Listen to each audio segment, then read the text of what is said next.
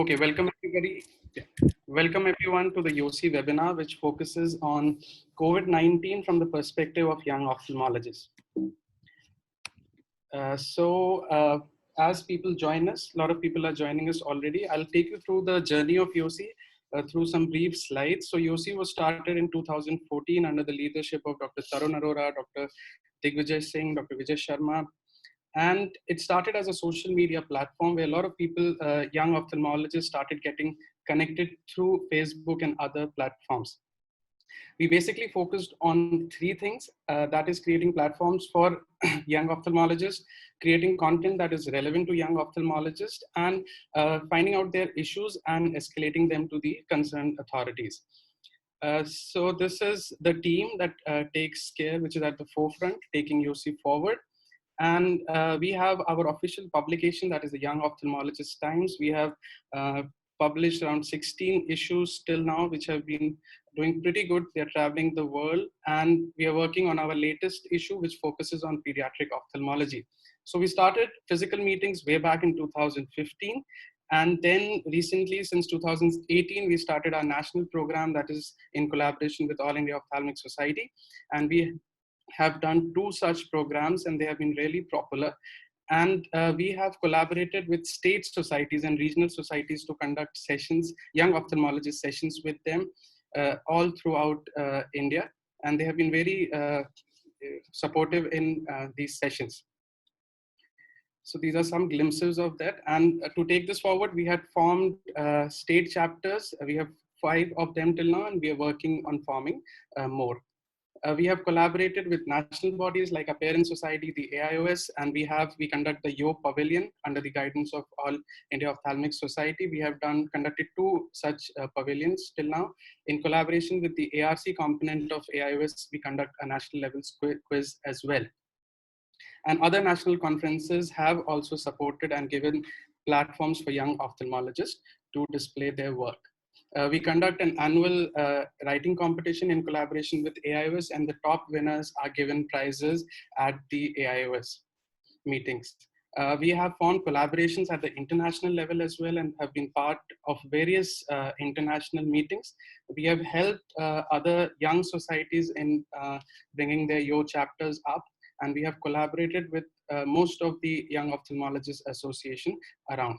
We recently had a Zoom meeting for the Asia Pacific region, and we were joined by young ophthalmologists from 20 countries.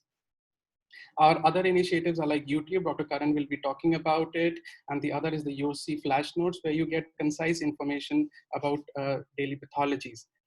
We have a YOSI help desk also, where we deal with fellowship or residency related issues. And we have catered to more than 200 queries till now, and we are inviting more. We have recently started some awards to honor and recognize exceptional young ophthalmologists. One of them is the Young Ophthalmologist Award, and others are the award for best YouTube videos and best flash notes as well. So we are strong at around 4,000 members right now. And if you want to become a member, you can log on to yosi.in and click at become a member. So any queries regarding membership, you can get in touch with us. Today, we'll be talking about COVID from the perspective of young ophthalmologists, how they can utilize this time well, how it is affecting them, and what will be the future for them as well. We have our panelist, Dr. Neha Goel, who's a senior consultant in vitreoretina at I7 hospitals. Dr. Sonal Kalia, who is an assistant professor at the updated Department of Ophthalmology at SMS Jaipur. She's the vice president of YOSI as well. Then we have Dr. Awaneesh Upadhyay, who is working as a vitreoretina consultant at IQ Hospitals, Gurgaon, and he's the joint treasurer of YOSI. And we have Dr. Apoorva Ayachit, who is the academic in charge of YOSI, and she is also a consultant at vitreoretina consultant at Joshi Eye Hospital. So we'll be having a few talks, and the first one is by Dr. Annu Joon. She's an assistant professor at Dr. Baba Sahib Ambedkar Medical College, New Delhi, and an executive committee member of YOSI. And this is probably one of the most important talks that we'll have today about young ophthalmologists on the forefront. She'll be talking about her experience, the precautions, and certain safety tips for young ophthalmologists at the forefront.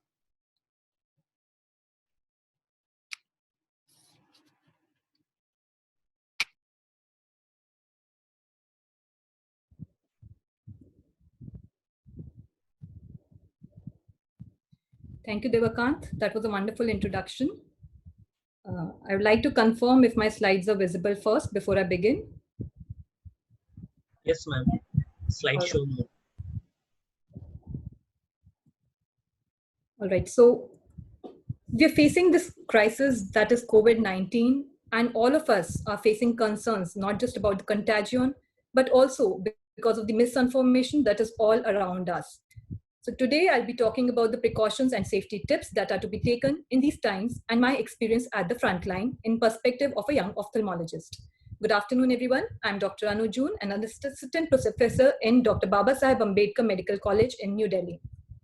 I'd like to begin my talk giving gratitude to Dr. Li Wenliang, who's a young ophthalmologist from Wuhan, China, and was the first whistleblower of this contagion. However, unfortunately, he succumbed to the same disease in Feb 2020. The magnitude of the problem we all know is immense. It is not just the doctors' fear that they'll get infected with the patient from the patients. However, transmitting infection from doctors to patients is a multifold concern. As of 1:50 p.m. today, the world census deals with 20 lakh cases and 1.2 lakh total deaths, and India alone has involvement in 30 states and union territories with 11,625 positive cases and near around 400 deaths. The Indian Council of Medical Research has been updating its testing criteria regularly, and the revised criteria now include testing of even these severe acute respiratory illnesses and all those who have influenza-like illnesses without any travel history or a history of contact. The ophthalmologists are not immune to this COVID-19. AIOS and IGO are taking extreme precautions and circulating all information to their 20,000 plus ophthalmologists through regular updates. It has encompassed the medical community and fraternity at all aspects. The undergraduate courses have been suspended. The final year MBBS undergraduates have been called for duty. The first year postgraduates have been deputed at all districts to take part in the medical manpower force. The exams of third year postgraduate students have been postponed, and leave of all medical and paramedical staff stand cancelled. Not just that, the government practitioners and ophthalmologists have faced postings in flu clinic and isolation wards and the risk of exposure to patients and hospital personnel. Those in solo practice are also facing economic instability, having to give salaries to their employed staff and facing the problem of monthly EMIs. The corporate doctors are also experiencing job instability and salary cuts. However, government is doing its best and has designated the role of each doctor and healthcare personnel clear-cut. Ophthalmologists have been divided in a category D, which deals with specialties with limited responsibility for critically sick patients, and are being deputed at level A, which is the screening facility, and level B, which is the isolation ward. Certain institutes have asked their doctors to report on a daily basis, while others have assessed minimum requirement of staff, while most hospitals are following a 1/3 rotation policy. However, when we talk about the safety and precautions that one needs to take, we need to be cautious at every step. While leaving from home, avoid being even the most miniature version of Bappi Lahiri. Avoid any jewelry, any rings or belts, and even wallets. Shave that beard and tie up your hair. Leave those purses back at home and avoid wearing contact lenses. This not just decreases the contact lens related complications, but decreases the chances of touching the face and rubbing the eyes. Those currency notes of yours, leave them safe in the locker. For now, follow digital payments. Tie up that messy bun. Wear those sporty glasses that you've always wanted to wear. And clean shave yourselves. Don't be surprised that people will judge you. It's going to be hidden behind the masks anyway. When commuting to your hospitals, prefer a private vehicle. All the institutes are giving vehicle passes to their doctors and healthcare personnel to avoid inconvenience followed because of barricading. Preferably wear a white coat. No personal vehicle? Not a problem. Government is doing its best and has deputed various government as well as private buses to the hospital administrations for easy commute of staff, and various routes have been designated to cover the city throughout. Once you reach the hospital, follow adequate hand wash technique for at least 20 seconds. We all know this technique that we practice in our ORs. However, it has been advocated for public use now. That is the front of your hands, the Seedha, the Ulta, that is the back surface, the Mutti, that is the fists, the Angutha, that is the thumb, The nakhun, that is nails, and kalai, that is the wrist, goes by the acronym SUMAN-K. Once you start seeing the patients in the OPD, the routine services are all shut down and only emergency OPD services are being taken care of. So there are no queues in the OPDs these days. Make the patient sit in the waiting area, following social distancing, and maintain one patient, one attender policy. See one patient at a time in the OPD. Maintain a distance of at least 6 feet while taking the history, and make sure the patient's mouth is covered with a mask or at least a handkerchief. When examining on a torchlight, maintain a distance of at least 3 feet. You can ask the patient himself to retract the eyelids if required. On slit lamp examination, make sure you have a slit lamp shield and a sanitizer nearby to sanitize the slit lamp after every case, and wash your hands thoroughly. Direct ophthalmoscopy in this time is a big no-no. Do an indirect ophthalmoscopy even if you require to see just the posterior pole. After every patient, sanitize your hands and clean your hands thoroughly every 2 hours. The social distancing is not just limited to public and patients, but must be followed amongst the colleagues too. On attending fundoscopy calls, a triage is advised when the fundus examination is not urgent and it will not change the treatment plan. However, emergency referrals for papilledema or acute diminution of vision need to be seen with adequate precautions. That's a torchlight examination at 3 feet and fundus examination by indirect ophthalmoscopy. We are encountering a sudden increase in the cases of ocular trauma. The United Kingdom has an increase in injuries due to more do-it-yourself tasks with children staying at home. In India too, we've encountered increase in the bow and arrow injuries after the famous web telecast of Ramayan series. However, these cases need to be case-based subjective assessment needs to be done, and patients need to be operated with all precautions with minimum staff in the OT. Those with influenza-like illnesses, all precautions need to be taken care of, including personal protective equipments. Now, the most common concern that all of us have is regarding the masks, the personal protective equipment, and hydroxychloroquine. So we all know the importance of mask hygiene, but we don't know is the different types of masks. We have the surgical mask, which filters around 80% of the sized particles, which are less than 300 microns. So the efficacy is regarding the 0.3 micron size, The SARS-CoV size is 0.14 microns. The surgical mask will block out 80% of such viruses. Whereas the N95 mask, the N notation is by the American standard given by NIOSH, that is the National Institute of Occupational Safety and Health, which filters out or blocks 95% of such viruses. It is equivalent to its European counterpart FFP2, whereas N100 filters out most of these viruses. However, it is important to wear these masks properly, and equally or more important is to remove them. Ensure a correct fit, avoid touching the outer surface, discard the mask if soiled, or store it in a designated cover if it needs to be reused. And once removed, wash your hands again. This image demonstrates the correct use or putting on the respirator. Hold it in a cup-shaped fashion in your palm, put it on your nose, and then take the straps behind your ear. The lower strap should go below and the upper strap should go above it. And tighten it to maintain fit.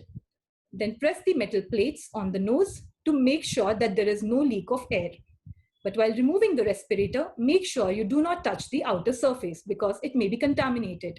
Remove the lower strap, followed by the upper strap after loosening, and then just remove it directly by bending your neck forwards. Once you're home, keep it in a designated area because N95 masks might be reused.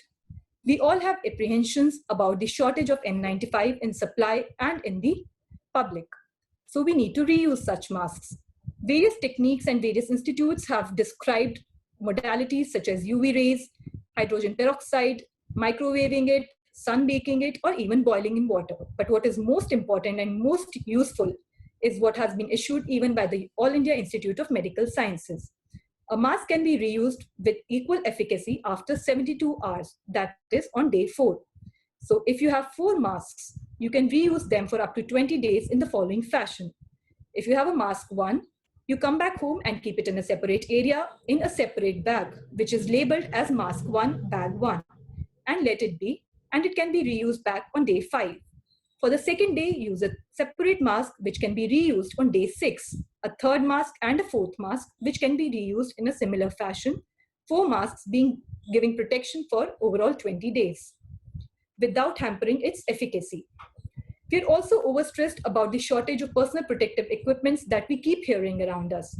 However, I'd like to point out that ophthalmology is a non-aerosol generating OPD, and hence a triple layer mask is sufficient in most cases. A PPE is required when an ophthalmologist is posted in a flu clinic or in an isolation ward, or is attending referral calls for COVID patients or COVID suspects, operating on such patients. As important as is the donning of PPE, the doffing is equally important and should be done under supervision to prevent cross-contamination. Now, hydroxychloroquine has been declared a wonder drug by certain leaders of the world. However, its use is to be done with caution. Discuss your medical conditions with the physician prior to prophylaxis. And guidelines have been issued for HCQ prophylaxis for those healthcare workers who are in direct contact with COVID suspects or COVID positives. The dosage is 400 mg BD on day 1, followed by weekly for 7 weeks, which is to be taken with meals for healthcare workers. However, this drug is not without side effects and needs to be monitored for adverse drug reaction and needs to be self-reported. The ICMR guidelines clearly state asymptomatic healthcare workers involved in the care of suspected or confirmed cases and not to be given routinely. However, it is contraindicated in those patients with retinopathy or heart conditions. Once an ophthalmologist is posted on COVID duty, the most important thing that needs to be done is do not panic. I repeat, do not panic. An adequate training is being imparted by the institutes to all individuals who are being posted in such areas. Personal protective equipment is being given along with hydroxychloroquine prophylaxis. It's a 2-week duty period where the healthcare workers are made to stay in hostels or dedicated hotels during this period, and food is provided to them. On day 14, a nasopharyngeal and oropharyngeal swab is sent, and once the report comes out negative, they're sent for home quarantine for the next 2 weeks. The government is taking adequate security measures to provide the necessary police security to doctors in cases of assault, and is taking strict action against the defaulters. Coming back to once you're done with your work in the hospital, when you prepare to leave from the hospital, disinfect all the objects you're carrying using a sanitizer, that is the phones too. Leave the instruments like torch and IO in the hospital and take back only the essentials. Wash your hands before leaving. And before touching your vehicles, disinfect the car handle. Once you're home, call up your family members and ask them to keep the doors open and to bring a bucket with soap water at the entrance. Wash your hands, remove the objects that you're carrying in a box dedicated and kept in the outer room, and head out straight for bath. For those individuals who avoid taking bath for a particular reason, all the exposed areas needs to be washed with soap and water. That is your face, neck, hands and arms, as well as feet. You need to also wash your mobile phones and your spectacles. Do not worry about these costly glasses or costly phones. Life is more important. Along with the precautions and safety measures that you take, more important is the physical well-being. You need to stay calm in this time of crisis and just breathe. Eat healthy, sleep well, and maintain a good immune system. For those who cannot cope with the mental stress, there have been toll-free numbers that have been issued by various dedicated institutes such as NIMHANS Bangalore and IBHAS New Delhi to give appropriate counseling. However, in adversity, if a healthcare worker succumbs to this disease or contagion, certain governments have announced a compensation of ex gratia amount up to ₹1 crore posthumously. So the take-home message is to prevent, follow adequate hand hygiene, that is washing your hands properly, following appropriate sneezing technique, that is in your elbows and not the palms any longer, greeting others with the namaste instead of a handshake, and avoid touching your face. Wearing personal protective equipments, which could be as basic as a mask or a PPE kit when required, and social distancing. Follow these and make others who are around you follow the same. More important is also to stay away from these fake news that are coming into the media with the overload of information. Stay positive, stay healthy. It's a virus that can be killed by a soap. I think all of us can relate to this meme very appropriately. We all became ophthalmologists thinking it's a cool branch, and nobody imagined that we'll be facing crises like this and will be called for duty. However, it is the adverse circumstances that truly reflect our capacities and abilities. Thank you. Thank you, Dr. Annu. for covering most of the points very comprehensively. We'll be taking this point for discussion during the discussion time as well. So is my screen visible? Yes, sir. Okay. So let's move to a lighter topic. And now, since Dr. Annu has directed us how to be safe, and once you are back in your homes and from your duties, we'll tell you about how you can utilize your time in a better manner. So we'll be talking about online resources for ophthalmic education. There are a lot of resources, so I'll directly take you to the websites. To start with, starting from home, we'll talk about young ophthalmologist times. So if you go to our website, that is yosi.in, you'll find all the issues of your times uploaded there. You can download and read them. I assume most of us are members of the All India Ophthalmological Society.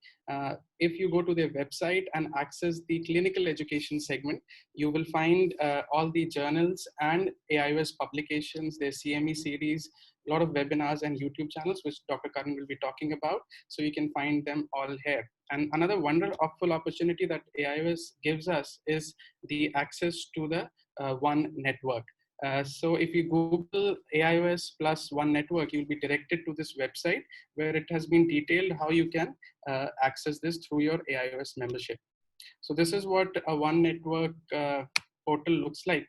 And you get access to some of the top journals that are available to us.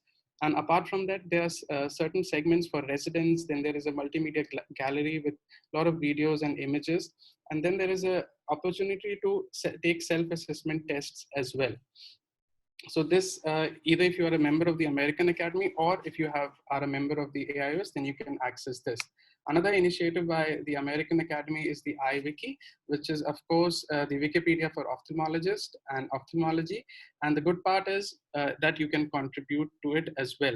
And there is an international ophthalmologist contest that is open. The last date is June 2020, where you can submit your articles and get rewarded for that.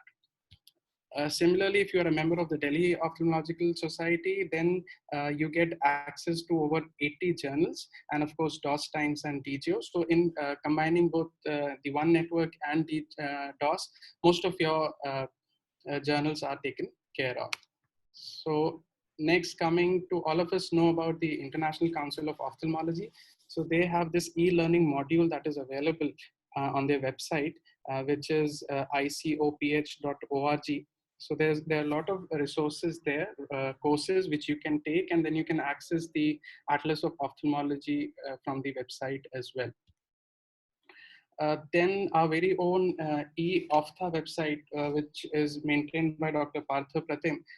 This is the website probably which I've been accessing since my first day in residency. So it contains DNB questions, interviews of our top professors, fellowship information, a lot of PowerPoints are there, and in fact, textbooks are also uploaded here. So you can access this website. Another Indian website is the Spotify iStudy group, which is run by Dr. Shana Sood. So it is a very good tool if you want to revise before your practical exams. So it covers basically all your spotters, all your investigations, and the microbiology slides as well. There's another new site that has come, that is ilearn.in, that is run by Dr. Krati Gupta and Dr. Saurabh Deshmukh. They have compiled all the questions from the past 10 years, and they have very neatly uploaded them to the website, and they have uploaded their notes which they made during their residency exams as well. So I'm sure it will help us a lot, the residents. Then you can access Dr. Tim Root's website, which is timroot.com. And his famous book, The Ophtha Book, is available in the website. Directly, you can access it. He has a very interesting take on how you should learn ophthalmology. Another site is iguru.org. So they have these modules where you can learn some basic, so it's not a very advanced level website, but for a beginner, for a first year resident who is fresh into ophthalmology, it's a wonderful resource where you can learn about basic pathologies. And they have these modules where you can learn the investigative modalities as well. And then you can take certain imaging tests that will help you to practice this skill. Another cyber site, the Orbis runs a website that is cybersite.org. They also run courses, which apart from our regular ones, they have courses on pediatric anesthesia and certain such topics as well. So you can access that. And another website is ophthalmicedge.org. So they have these lectures from really great professors from our times, and you can access them directly on this website free of cost. Now coming to cases, we have this dgo.harvard.edu, which is run by Mass Eye and Ear. So here you can find really interesting case reports. So that will help you in daily practice. Similarly, irounds.org gives you spotters, cases, and then there are certain videos available as well. Now, if you're a retina fellow or you are working as a retina specialist as well and are a member of ASRS, so ASRS offers free membership to people who are in training. And if you get access to that, then you can access a lot of resources on their websites like journal clubs, webinars, and there's a logbook also which you can maintain about your daily activities in your fellowship. Now there's a retina, another society, which is the Whitbuckle Society, whitbucklesociety.org, where they have wonderful resources in terms of videos of basic retina surgeries from the starting points, and they have a wonderful reading list as well, where you'll find a reading list from of various pathologies. And another two resources that I would like to mention for retina people would be Retinal Physician and retinatoday.com. So this is retinatoday.com and retinalphysician.com. And another resource is Straight from the Cutter's Mouth, which is a podcast. So it is like a journal club. And so if you're not having regular journal clubs in your institute, you can probably follow it here. And another website for oculoplasty is ophthalplastics.com. It's a wonderful website. I recently saw it, and you can access the latest articles and journals through this website. So I think my time is up. And so basically, sorry, this is just, that is it. We'll release website links to all this on our website. And if you have any issues, you can get in touch with me. Next, we have Dr. Karan. Can you please upload your slides?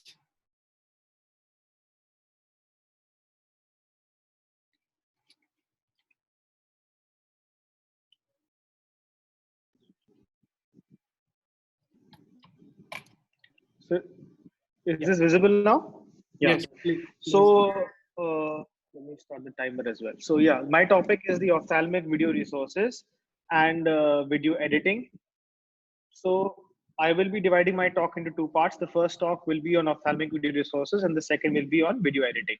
So, there are a lot of sources on the net, but iTube is one source which is very important. You have a lot of information on this. This is the link to that.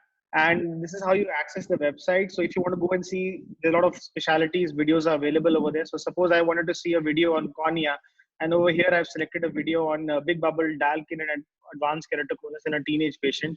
And this is a surgery from Dr. Alan Carlson. So I can go over there and I can just take a look at what he's showing over here. The advantage of this website is that it shows basics videos and even advanced surgeries, but they are all narrated and they are showing each step by step. So it's a wonderful site to learn by. Apart from that, having the different specialities of videos that you have, you can also go and access different snippets from the various conferences that are there, like the ESCRS, and you can go and see what various stalwarts in the field of ophthalmology have said, like Dr. Mehta is there, Dr. Barrett himself. There's a lot of information on this website. One of the other websites is the Atlas of Ophthalmology. It's a mainly photography website, but there are some video links over here which you can take a look at. The cyber site, as Diva Kant has described, this is the video link to that. It's a wonderful website which has a lot of lectures on it as well as surgical videos. And you can go and click any one of them and you can access these videos. Suppose this is a video on manual small incision cataract surgery by Dr. Rishi Suru in compromised corneas. And these are very nice lectures, very nice surgeries that they have showed over here.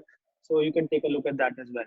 There's another website. This is the link to that. That's by the Kellogg's Eye Institute. That's the The Eyes Have It. This is a good site, and over here, suppose you want to go and see some sites, like you want to see some examinations.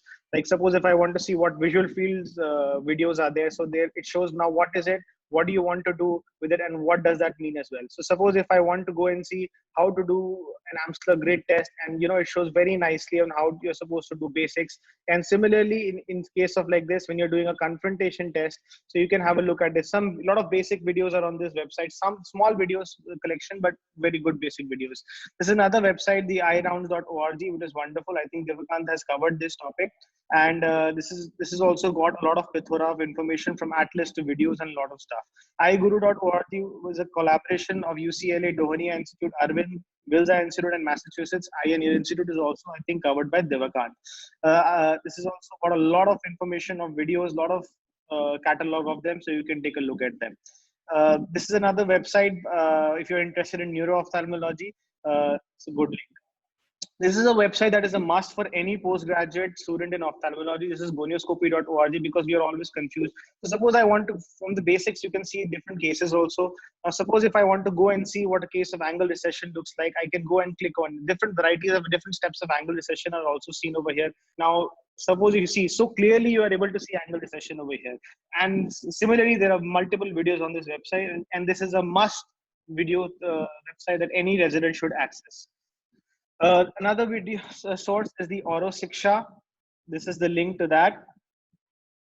Then we have the Elite Prasad, also has its own digital education website. This is the link to that. And they also do have a lot of webinars, and this that's early in the morning. Along with that, they have these grand rounds, which are of great use. This is another website by the American Academy of Ophthalmology, known as the Cataract Master. So what you can do over here is that you can go and take it's a virtual training program, so you can launch it, enter the program, and once you've entered it, you can start the session. And there are a lot of options that you see over here. You can click what you feel is right. Suppose if it's right, it will show how it's doing the step. And then suppose if you go ahead and do something wrong, then it shows over here that the steps, it will give you a pop out that what could have been done. And apart from, there's a lot of information over here that you can explore. This is the web link to that. Then the AIOS has got its own website. This is, as Diva Kant had said, apart from having the journals and all that kind of, it has a lot of surgical webinars. Now these webinars are the current webinars that you have, and then you have the upcoming webinars, and then later on you can also take a look at the webinar archives by various stalwarts in ophthalmology in India.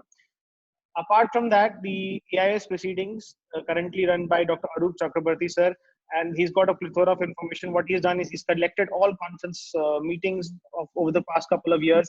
And if you've not even been able to attend a conference, you can always go back and take a look at it. This is the link to that again. So another very important source is YouTube. So AIS Editor Proceedings has got their own YouTube pages as well, so you can take a look at that. The Arvind Eye Hospital Pondicherry group has got its tube that's called the Auro Tube. It's a wonderful website as well. Then stalwarts like Arup Chakrabarty, Dr. Rajesh Fogla, Dr. Pradeep Mohanta, Dr. Susan Jacob, Dr. Deepak Megor, and many more are there, and you can take a look at their pages. I have my own YouTube page, which is in the early stages. It's in the infancy stages right now. Dr. Akshay Nair runs a beautiful page on oculoplasty, and these are really good teaching videos, and so does the legendary Dr. Santosh Nair. So Dr. Uday Devgan, the legend himself, has got his own website as well as a YouTube page. You can take a look at that, and there are a lot of videos, a lot of basic videos, a lot of advanced videos, and that will give you a lot of information on that. The legendary surgeon, again, Dr. Ike Ahmed, has got wonderful videos, which he does, a lot of them being live surgeries itself, and that's good information. Diva Kant has already talked about Dr. Tim Root's website, so I'll skip that part. We also have the Young Ophthalmic Society of India has got its own channel, that is the YOTube. You can take a look at it. Wonderful videos. Now this is a site, this is a channel that is for the young ophthalmologists, by the young ophthalmologists, and this is one video of ours that has got more than 21,000 views at present. This is the link to that, and basically what we want is, so you have to be a first, you have to be a YOSI member to be a first author of that, and you can send your videos along with a short abstract to yotubeyosi@gmail.com. What we are doing right now is a lot of webinars. That is the YOSI webinar. You've got the AIS webinars. We are connecting via Zoom as well.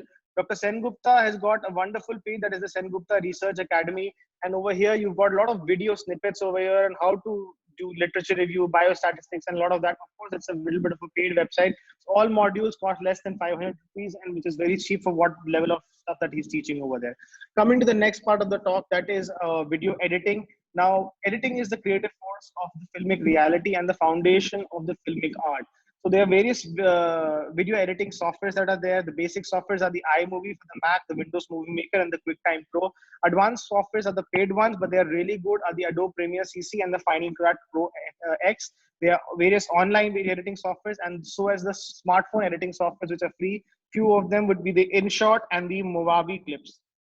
So remember, when you're shooting, you are the ed director over here. So everything from your shooting, the first step is that when you're shooting, when you're recording your surgery, you have to pay attention to what you're recording, because that is how you're going to be. The next part that comes is you have to also think about who is your target audience. So you have to make your video, you have to do your recording according to the level of target audience that you have.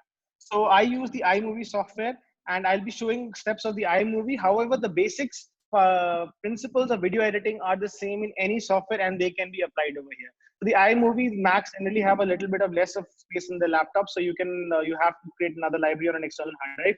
So now I'm selecting a FACO video on an Argentinian flag cataract. So the first step that you do over here is you see over here. So what you can do, you can increase decrease the size of it to see how you're seeing clearly. The next thing is this toolbar over here. So this you can see even smaller clips at this. Next thing you do is detach the audio and delete it, because it's always going to interfere with what you're trying to do. Next part, what you can do is, then see, as I showed, you can make it a little bit longer so that you can basically see every frame by frame of it.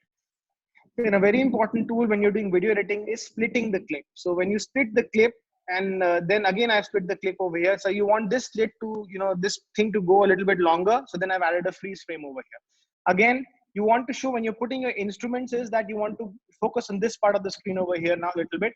So what I want to do is I just want to show the instrument that is going inside, and I also want to show the instrument that is going outside. The other parts, what I'm doing over here is I delete it. So I'll skip to this part. So what you can do is, apart from splitting and then deleting, then what you have to do is you can increase the speed or decrease the speed of what you're doing. So yeah. So over here, what I've done is with this video, I've shown the speed editor, and then this is something I just want to show in fast motion. So I've shown this in fast motion, and then I'm able to show, and similarly, I can decrease the speed. Now coming to when you want to show the focus of something. So what you can do this, normally it's on fit mode. You can choose the crop to fill and focus in that specific area, with the help of which now you can see the change. Now it's a zoom in area that you can see. You can put it in all the videos in the entire aspect. And the other aspect that you have over here is the Ken Burns effect. Now with this Ken Burns effect, what you can do is, suppose this is the start area. I want to start like this. However, I want to end in another area. So I'll be focusing in another area, and I've put it over here. So you can see now what is going to happen. What's going to happen is now I'm going to go like this, and you can see it's going to slowly focus. So all of these tools are basically available on all your pages over here. Apart from that, when you're seeing over here, you have to see what you can do after that is you can this is a mic option everywhere. You can record your audio, and then you can put a background noise as well. Background noise are available on bensound.com. I repeat, bensound.com, where you get royalty free music, and you're able to use them very nicely. Then coming to the part, then you can always add over here some small snippets or these tiles that you have. And then later on, you can also add backgrounds to this, and this can give you an introduction. You can also put this on your keynotes or PowerPoints, and then record it as a video, and then do the video editing later. So over here, then you can export your video, and that's about it that you get done with it. You can choose your resolution accordingly. Various tutorials, this is a very short thing that I have said over here. Various tutorials of various softwares are available online, and you can take a look at it. So coming to the principles, in the summarize, the process starts with good video recording, shoot with editing in mind, centralization and focus is the key, and therefore show only the necessary steps. You have to speed and slow your sections, and always crop away the excess part. Only show the surgery when you start putting the instruments inside, and always show when you're taking it outside as well. Record the voiceover last, and always add a background music because it gives interest to the audience in such a way, but reduce the volume of this background music in comparison to the rest of your recorded voice. So remember one thing, I'll conclude by saying practice makes perfect. So you have to keep on doing it to do a good job. Thank you so much. Thank you, Dr. Karan. I would request Dr. Akshay Nair to upload his slides, and I would request the panel to, if we have missed out on any resources, they can comment on that. Is my slide visible? Yes, yes, it's visible. Right.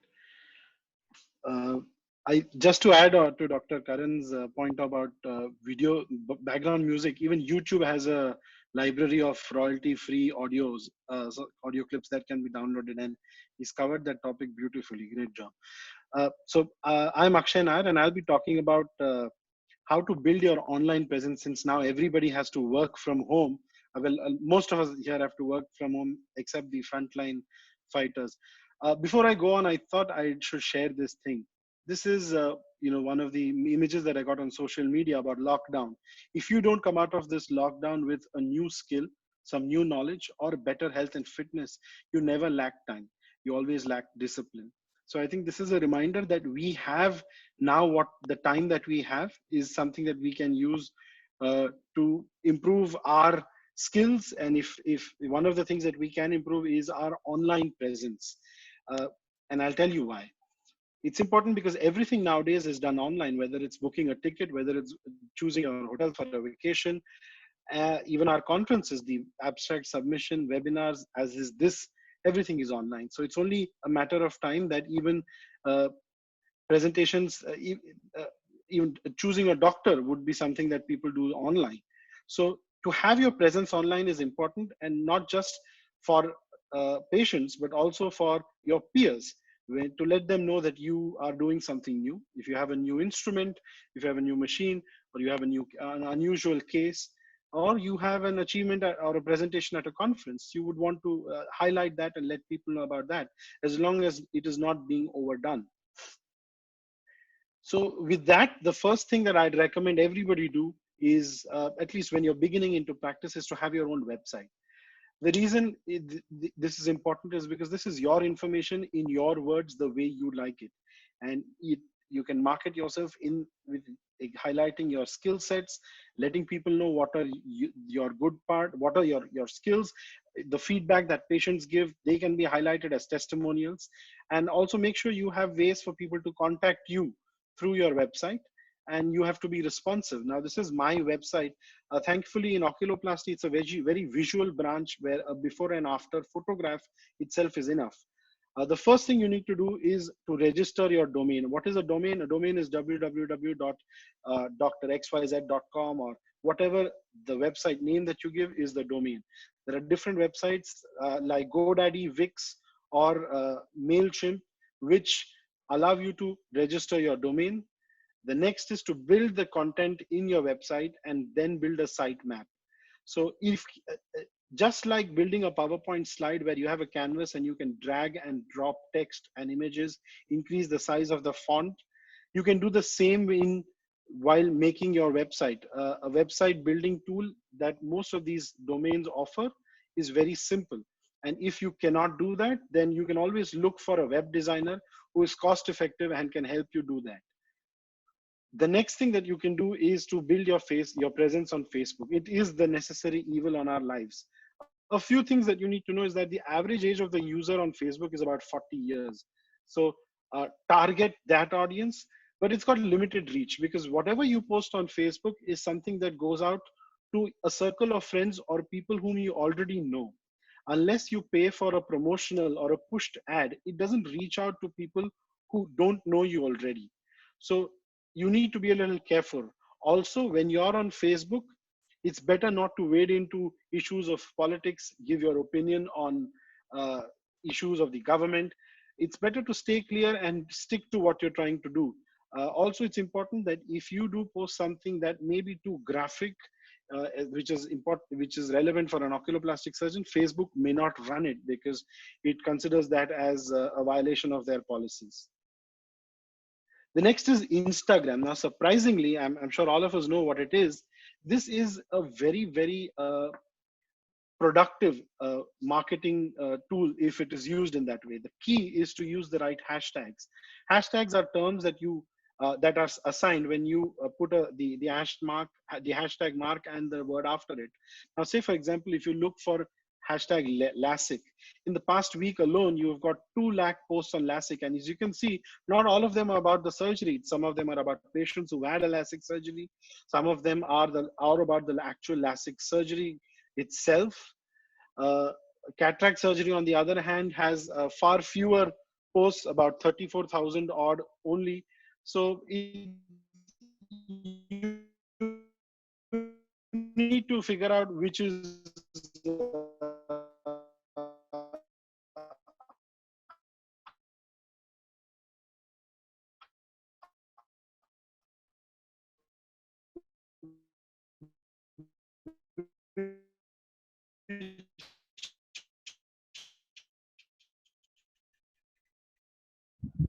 Someone else need to take over.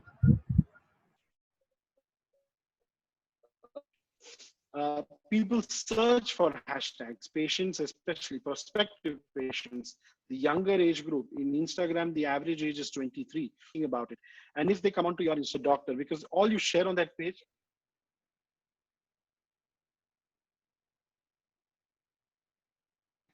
I think Akshay is losing his network on and off. So, Am I audible now? I can go back. yes, you are. You are. We lost you in between. All right. So, like I was talking, Instagram. This is the page of an ophthalmologist in California. You can see she has 45,000 viewers. Similarly, this is another page of an ophthalmologist who actually uses it to focus on his fitness regime, and he's got a lot of followers. So you can use it accordingly to generate patients that you need to. YouTube is another thing where you can highlight surgical videos, you can have examination videos, informational talks, and also highlight patient feedback. Here, unlike Facebook, your reach is widest, because if you put a video on YouTube, it goes out to whoever wants to look it up. But as long as the quality is high, relevant, and you frequently post newer and newer videos online. Surgical videos are for trainees and your peers. Dr. Pradeep Mohanta is a great exponent of that. He's got high quality cataract surgery videos and over 16,000 subscribers. Make sure you link back your YouTube page to your website, to your Facebook page and Instagram, because this really helps. You can also use it to monetize if you wish to. Patients actually look for YouTube videos because it shows real tangible results. You can have a YouTube video where you highlight your clinic, your hospital. By going through your YouTube channel, patients already would know you, a little bit about you, or they know the doctor before coming to you, and they appreciate a tech-savvy doctor. For squint surgeries or oculoplastic surgeries, you'd see that a lot of queries raised as comments in a YouTube video are by patients, so they're not really afraid of blood.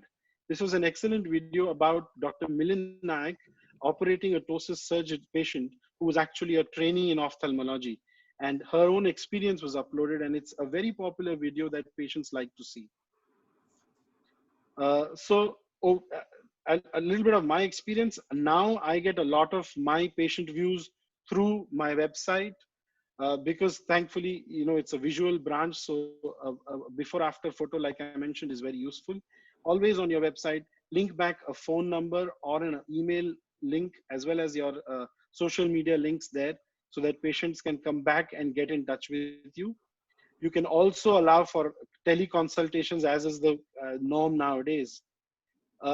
Similarly, Instagram, you get patients who send in consults, patients who send in their photograph and request surgical appointments. All the flip side of Instagram is you have a lot of frivolous inquiries, which may not always convert to a consultation. And finally, YouTube, which more than a marketing tool is more of an educational tool, which helps patients, which helps trainees and colleagues see and learn things if they have to. Again, your recording skills and editing skills have to be on point, like Dr. Karan mentioned.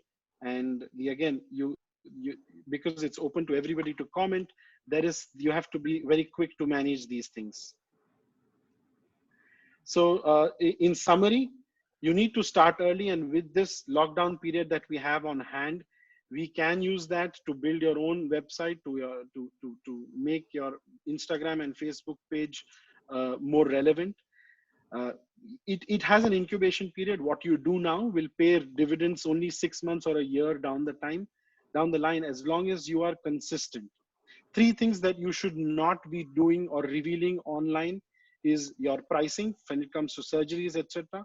Issuing prescriptions unless it is through a ophthalmology or a tele consultation platform, and patient pictures without consent.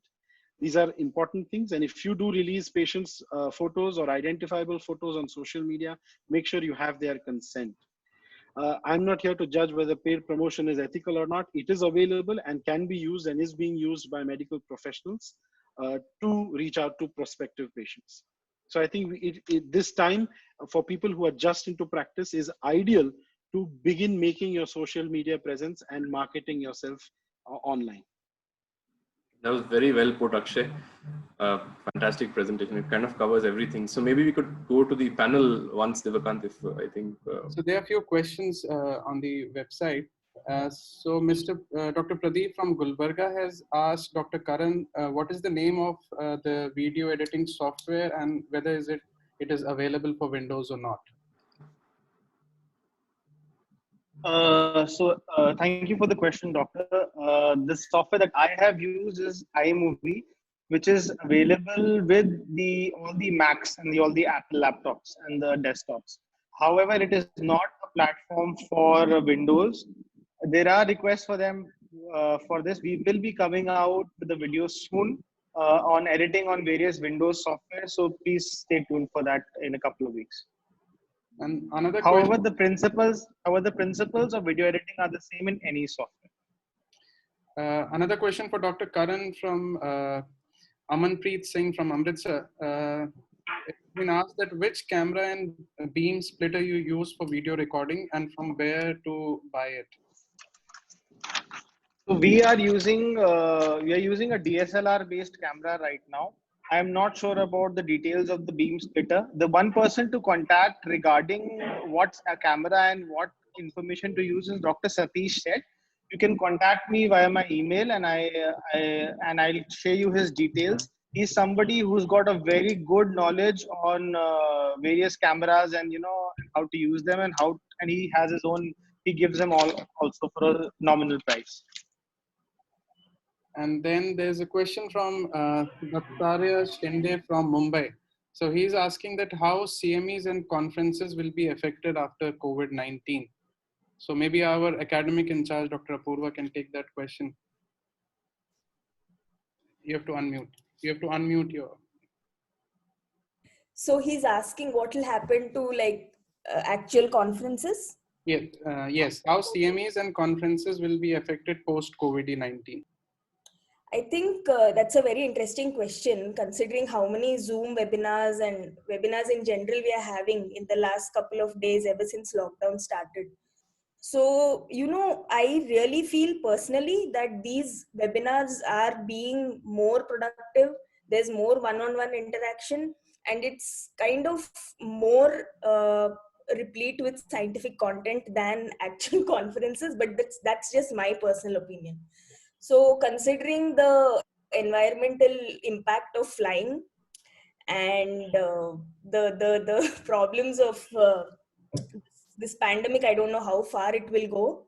And like Dr. Akshay is saying, World Ophthalmology Congress has also become virtual now. It's going to be completely virtual. I think it's a very very good idea to have all conferences virtual, because there are a lot more advantages than actually going there and but yeah, the sightseeing part of it can't be done. That's the only downside as I can think of it. I would request Dr. Digvijay to kindly upload start his. Yeah, I'll get on with that. So how many of the panelists are actually using, or how many of us are using, social media actively? I think there's still, I'm sure Akshay is doing a good job of it. So far, that's what it appears. So anything, Dr. Neha, or while I put on my presentation, one of you could look at that. Yeah, so first of all, very good presentations by everybody, very comprehensive.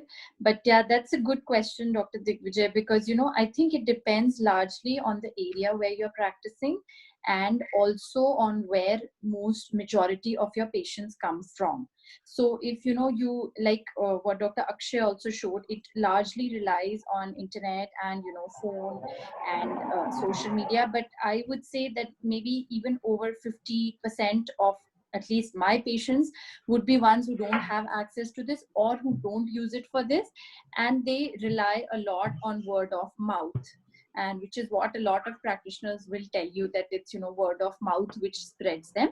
But definitely I think these are good tools for everybody to have, and it makes the experience much more interactive for the doctor as well as for the patient. Now let me invite Dr. Digvijay for his presentation. He is the president of our Young Ophthalmologist Society and amongst the founder members as well. He has his own practice, which goes by the name The Noble Eye Care in Gurgaon, and he's head of ophthalmology department at 2 multi-speciality hospitals as well in the Delhi and NCR region. He specializes in pediatric ophthalmology, strabismus, neuro-ophthalmology, and glaucoma as well. Over to you, sir. Right, thanks Diva Kant. So, you know, in view of time, I'll quickly get on with this talk. And it's in fact a pleasure to be presenting in this webinar. I'm so happy we have good attendance. I believe close to about 1,500, maybe more on the last count. So I'm now going to be talking about the impact of lockdown on our practices and why a lockdown should not mean a lock on our practices. Annu, and you know, how to float, survive and grow. So Annu has done a good job of actually telling how the ophthalmologists have been severely affected, and all of us have been impacted, even in practices. You know, our OPDs are closed, our OPs are closed. Most of eye surgeries are elective, as we all know. And even before the lockdown, you know, there was a closure on that. The peak practice season was hit in a way in India, and I'm sure in a lot of other places as well. And predominantly, we heard that, you know, ophthalmologists were predominantly affected, and that creates a sense of fear amongst all of us. And as ophthalmologists, we never really got prepared for something like this. We don't really have PPEs like that lying around. And all of that did lead to us getting severely impacted. And telemedicine as such is a good platform, still nascent for ophthalmology. And, you know, the amount of examination that is required, it's probably not the most effective tool from the ophthalmology standpoint. So we know the lockdown will open up. Now the question is, how will practice be post the lockdown? And I think the simple answer is it's not going to be quite the same. It's going to be very different. For one, the operational expenses will go up right away. You have to get PPEs, you have to get disinfections, sanitization has to be done, bulk discounts would reduce because, you know, our footfalls would reduce. The revenues would be actually, you know, low to begin with, and they will increase slowly, again, because of low footfall. The patient's paying capacity will be lesser, so premium procedures would reduce, refractive surgery would probably take an impact.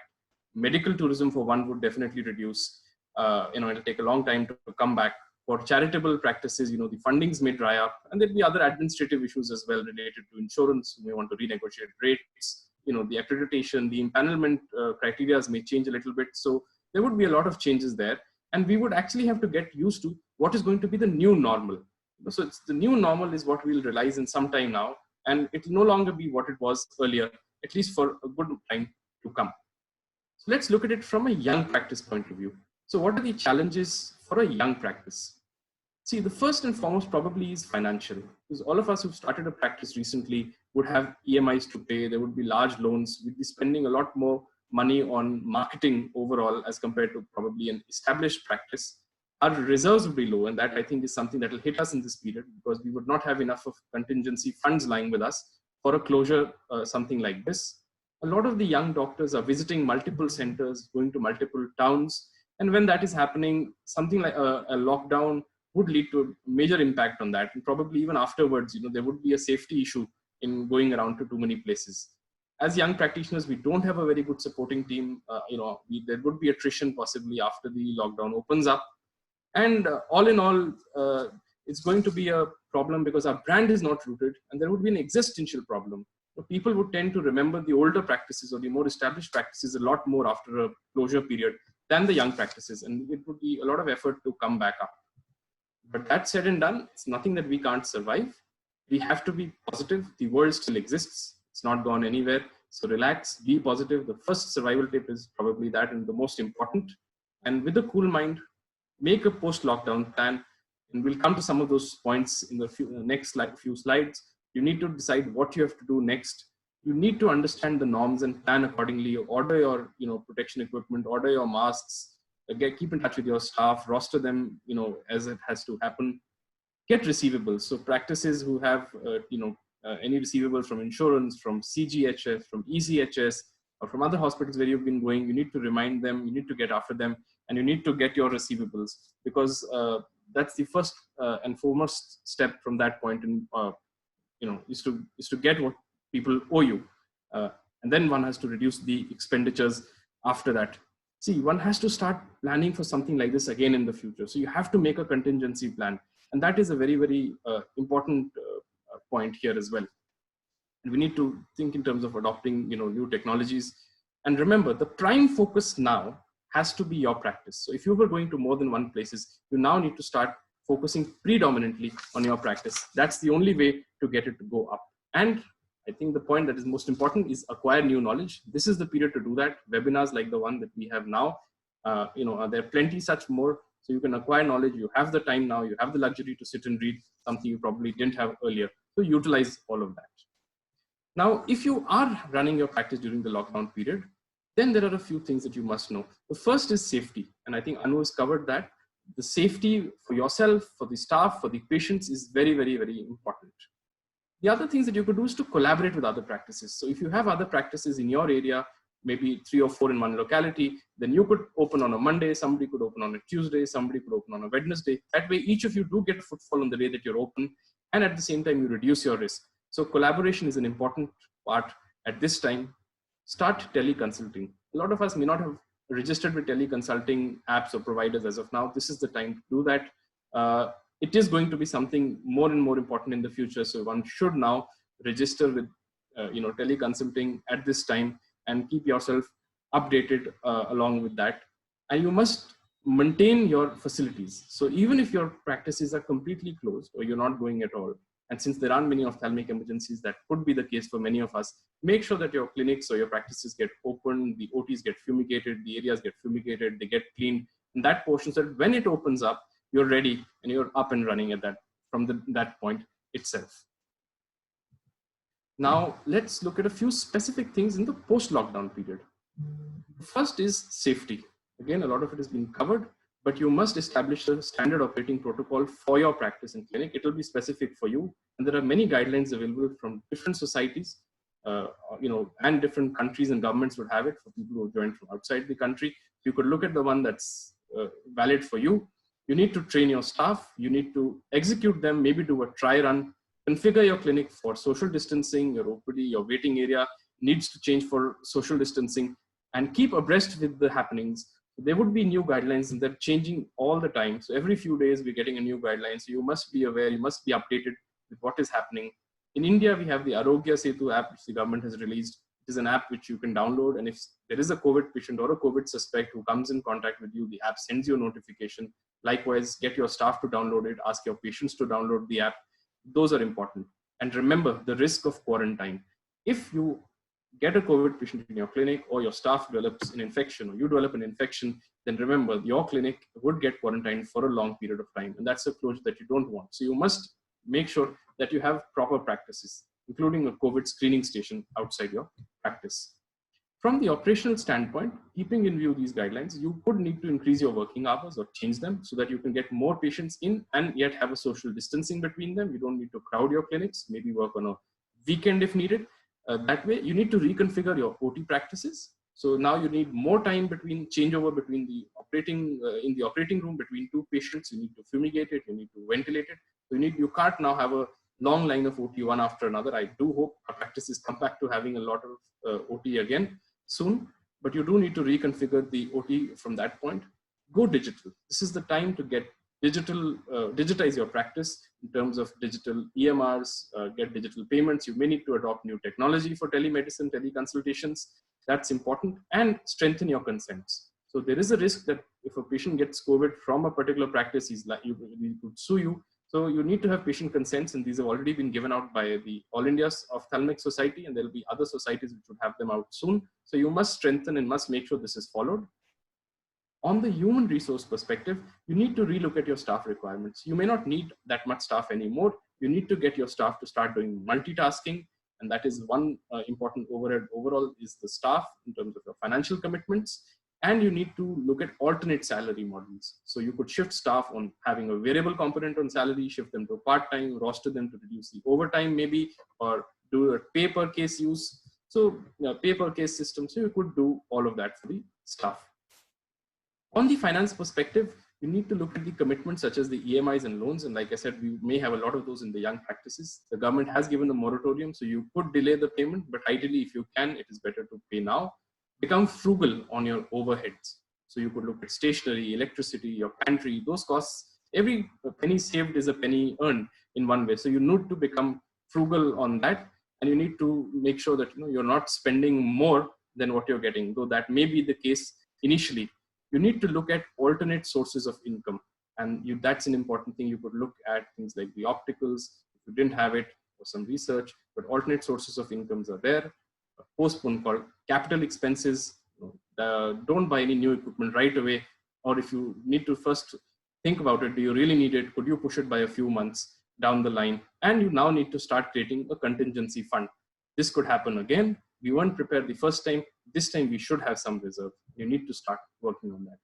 Remember, we can win with collective intelligence. There are certain points that I have here. You may have certain different thoughts. So you must share it with your peers and colleagues, and you'll come out with a plan which is going to be near perfect.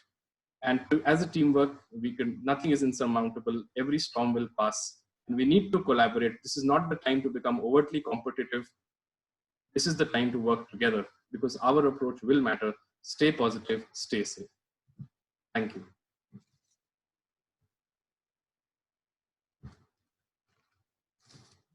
Thank you so much, sir. And before going on to the next presentation, we have lots of questions. We'll just try to take few of them. So first is from Dr. Sanjay Misra from Chandigarh, and he's asking about any good site for FICO preparation. So Apoorva had written an article on that in the last Yo Times. So if you can briefly elaborate on that, because we have around over 50 relevant questions. So we like to take them quickly. For the FIO exams, all the online resources were very well covered by Dr. Diva Kant, but I just want to add one more very interesting website called MRC Opht by Chua. And what it scores, how it scores over other sources is because it has a lot of subcategories in terms of specialties, and it has many sections of trivia as well. So the advantage of trying to prepare for FICO like this doctor has asked is that you end up reading a lot more than you would normally for your residency exams. And your pattern of thinking actually changes. Your comprehension improves when you start practicing MCQs. So when you look at an MCQ, you look at the stem of the question and you see the 4 options. You not only learn the answer, the correct option, but you also learn about why the other 3 options are wrong.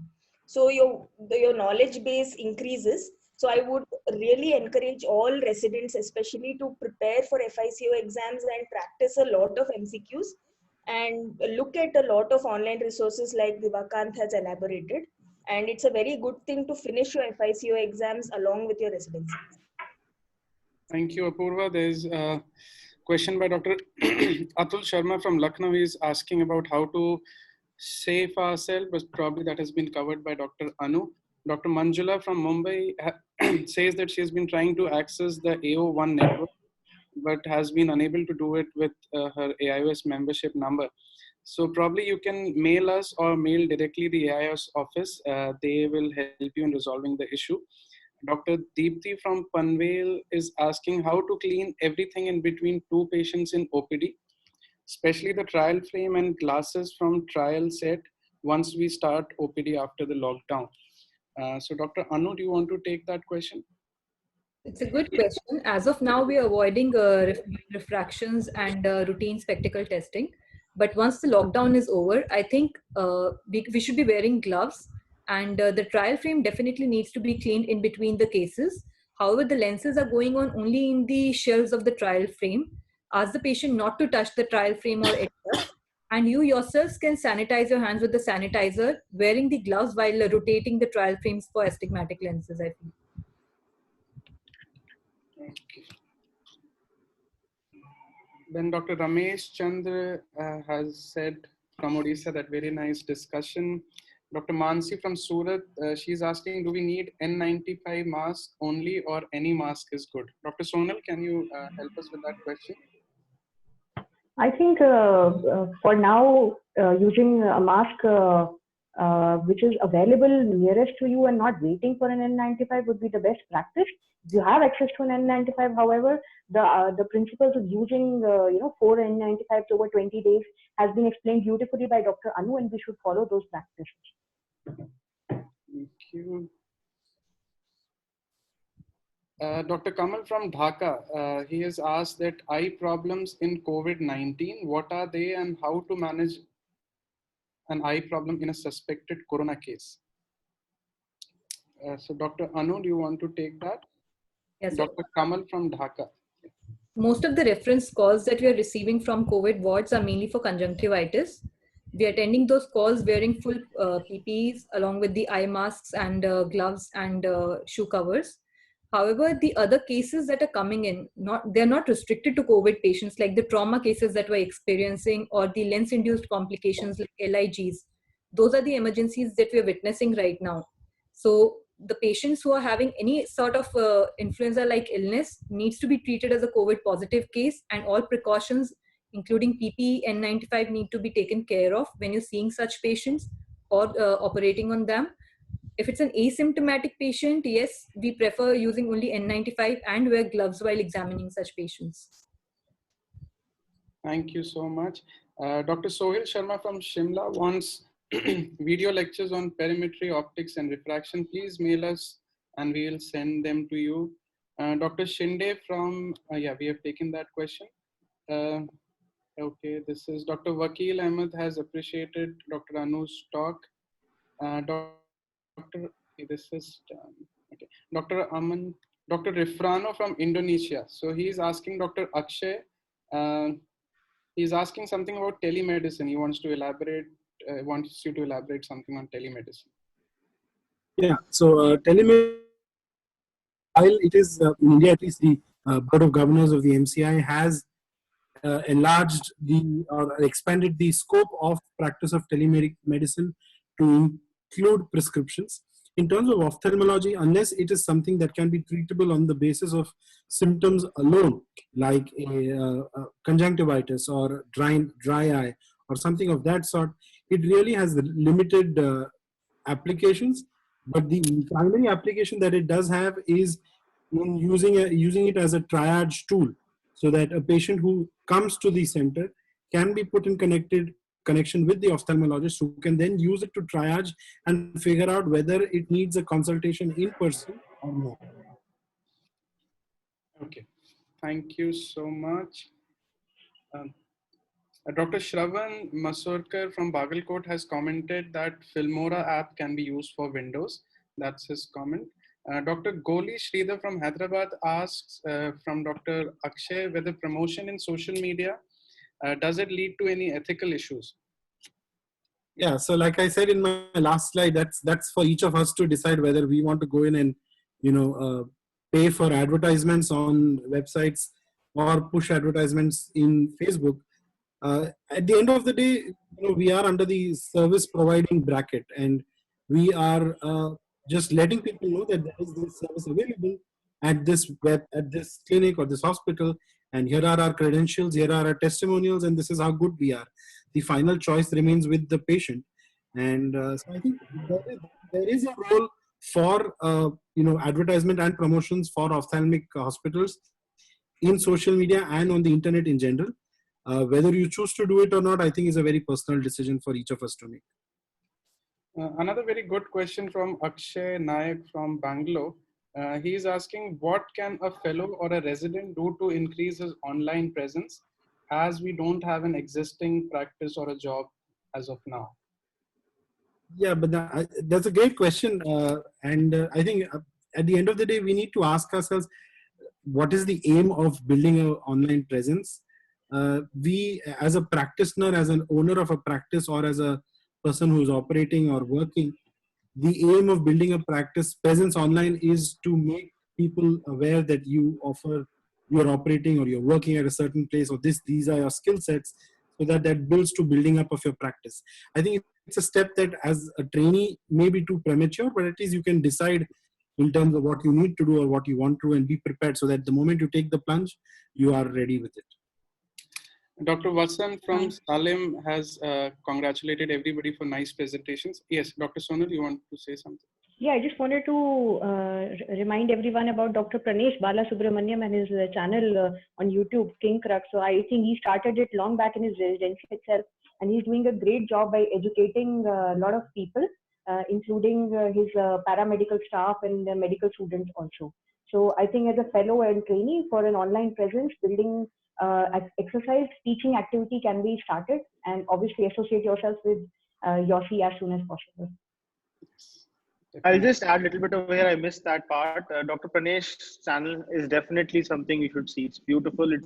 He's put a lot of time and effort into it, and it's really, really nice. Dr. Swapna from Mumbai, she has asked whether the webinar will be available on YouTube. Yes, it will be pretty soon. Rifrano from Indonesia, what is your opinion regarding prescription that is given to the patient through telemedicine? So probably he wants to ask about the medical legal aspect, or Dr. Digvijay, do you want to take that question? Yeah, as per the guidelines that are issued in India, and it could be different for Indonesia, so you'll have to check up with your medical counsel there.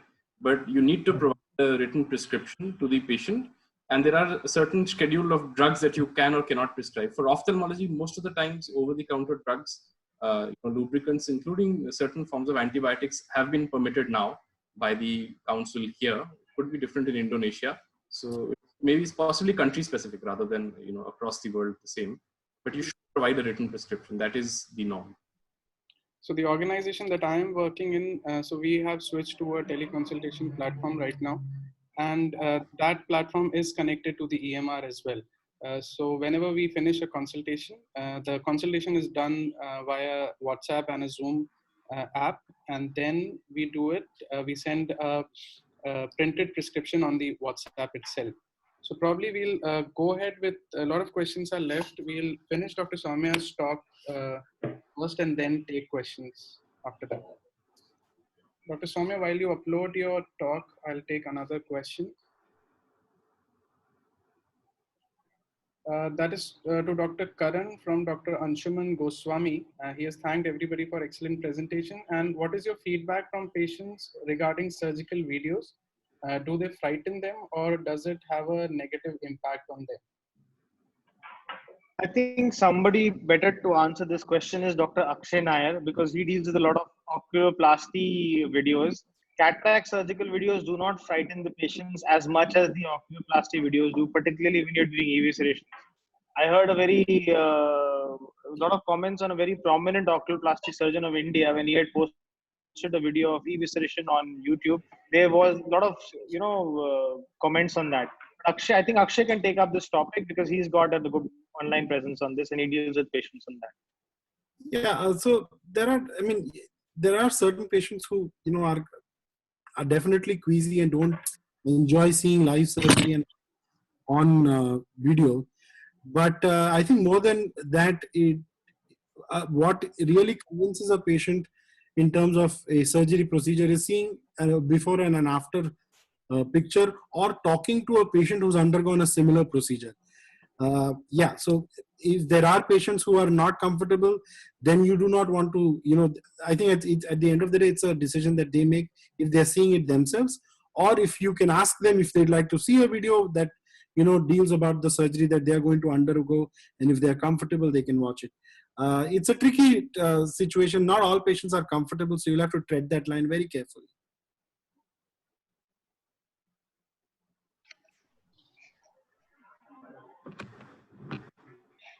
Dr. Soumya.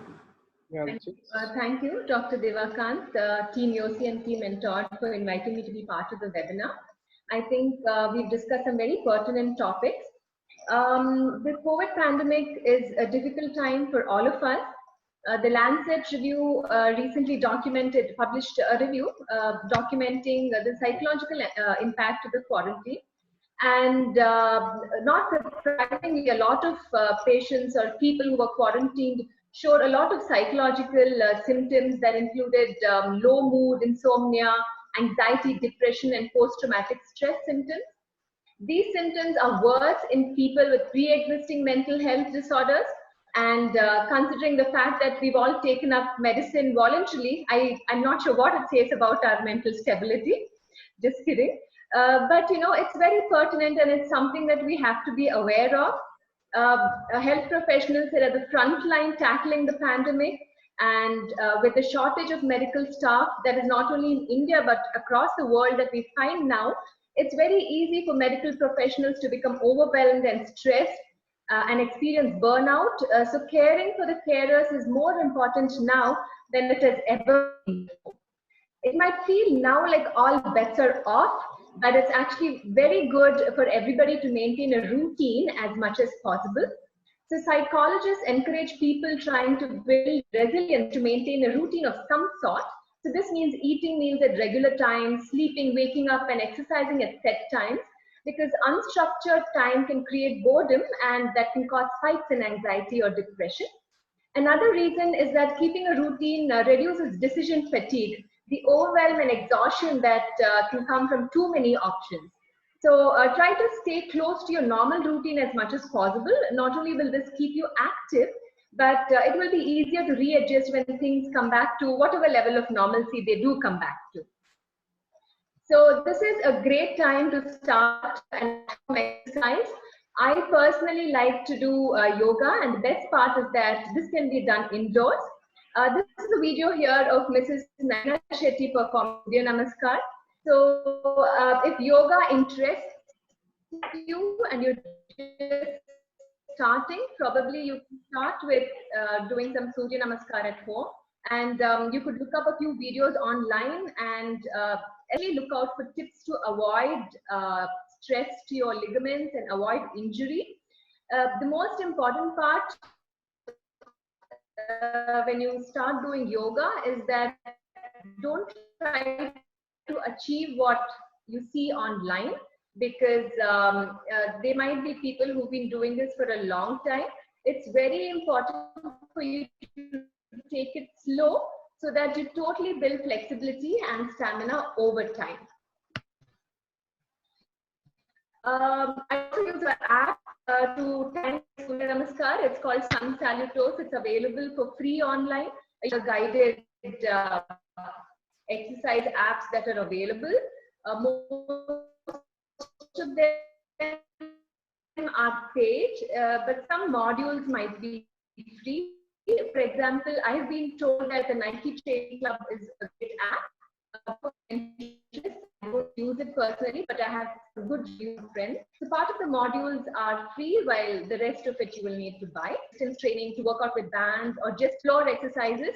You could look up pop sugar or other popular videos available. The most important part is to start with exercise and a cool down. And like I said, don't overwhelm yourself with trying too much initially. Build on it slowly. So meditation is also a great thing. Okay, this is some exercises that my physiotherapists also have a more personalized workout written out for you. So meditation, like I was mentioning, has been known to have a lot of positive mental effects. And there's a lot of research that has been done on meditation already. It has been shown to reduce anxiety and depression. It has also been shown to improve your immune status over time.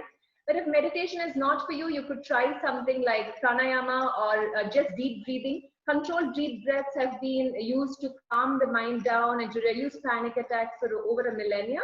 And there are a lot of online resources available for the same, and you can look up something that suits you best. So I use this app by Sadhguru, called Sadhguru. There's a small 12-minute meditation program. It's very simple, called Isha Kriya on it. If you're interested, you can start with that. There are also some free discourses from his course on inner engineering that is free for health personnel currently. So if you're interested in that and you're interested in spirituality, that is something you could listen to also. And even apart from this, there are plenty of other guided meditation programs that are available. So you could start slow and see if you want to inculcate that in your life on a daily basis. The most important part, if not more important, at least as equally important as exercise, is to eat right. Now that you don't have a routine, you could start eating at odd times, but it's very important to maintain your regular meal times. It's also very important to avoid snacking in between. If you can, and if you have the will, and if you have the schedule, try doing intermittent fasting in this time. But most important, avoid like you all know, sugar causes release of dopamine, and this gives you a high. And then when the sugar levels come down, you again have a craving to consume more sugar, and this is a vicious cycle. So it's best avoided at this time and at any time. This is a very good time to start sipping on herbal decoctions that have been your grandma's recipe and your mother's recipe, and it's been an integral part of our culture. So that's a very good thing to sip on in between.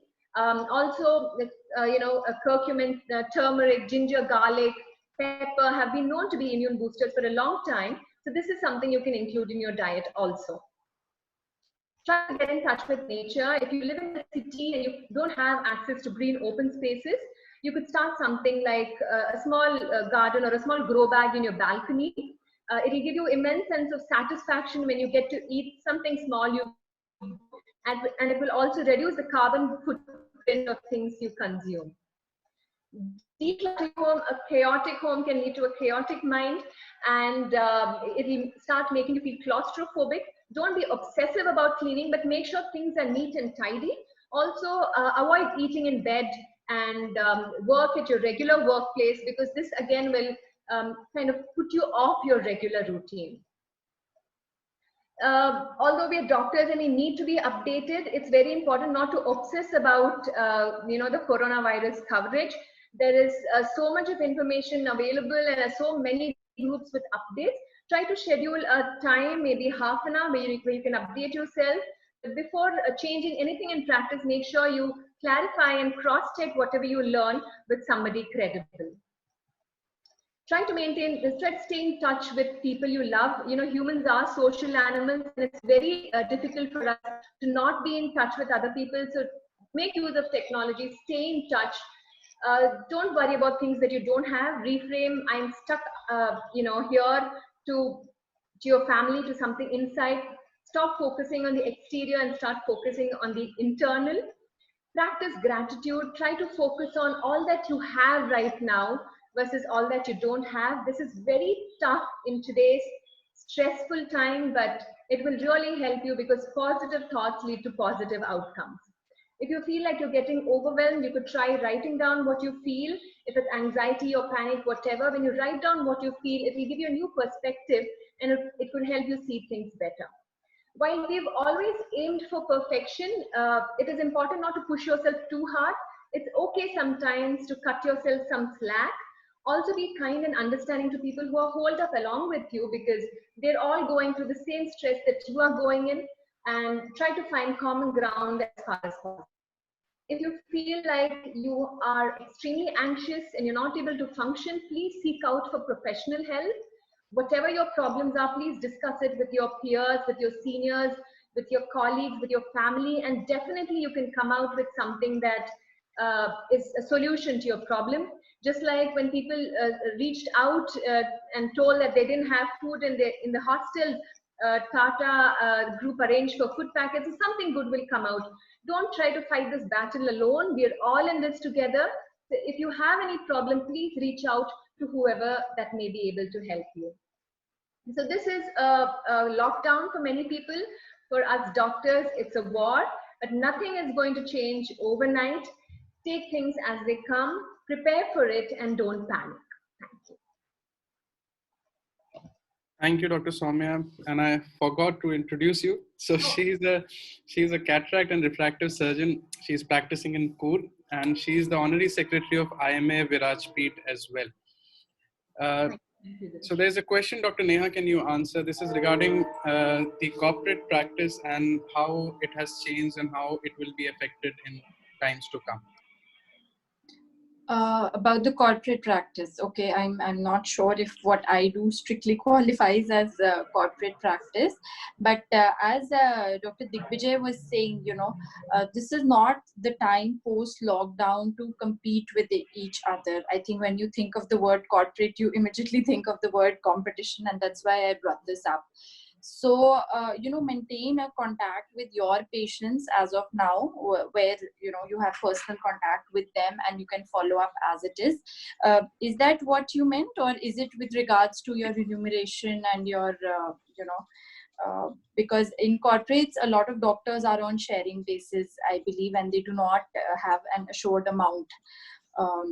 So that, of course, could affect them if they have, monthly stuff to pay with and all of that, because if it's basically just a sharing basis, then it's dependent on patients, which, as all of us know, ophthalmology does not have many cases which qualify as emergencies. That being said, I think it affects most of the patients and doctors equally, except for you getting the assured sum which you would get in a salaried job.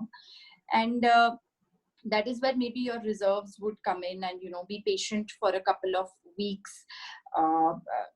It will build up again. Of course, the patients will come back, and we do have conditions which will not go away by themselves. So eventually it will build up, just like, I guess, our economy. With I hope that answers what they meant. Yes, thank you so much. Next, Dr. Awaneesh, you want to tell us something about tele consultation? There have been a lot of queries on that. Which platform you are using? Because I think you are using teleconsultation right now. Kindly unmute your system. In our setup, since after the lockdown, we are using a lot of teleconsultation. Initially, we had consultations, or we actually do follow consultations on our phones. And I think it's a good idea that you tend to have directly, you can give your numbers to your call center people. If the patient wants to actually connect to you, should go ahead. Second thing, what we follow here is more of like, if you want to send in, as to know as to what is happening with the patient, we actually, the call center people, they tend to send us a mail about their details with since we have an EMR sort of a software with us, we actually get a mail regarding the entire history and what treatment the patient actually got before actually going into with the patient. And then after that, what we do is we do happen to have a discussion with the patient. That discussion can be, if you want to have a face-to-face or a Zoom call sort of a consultation, even that you can do. But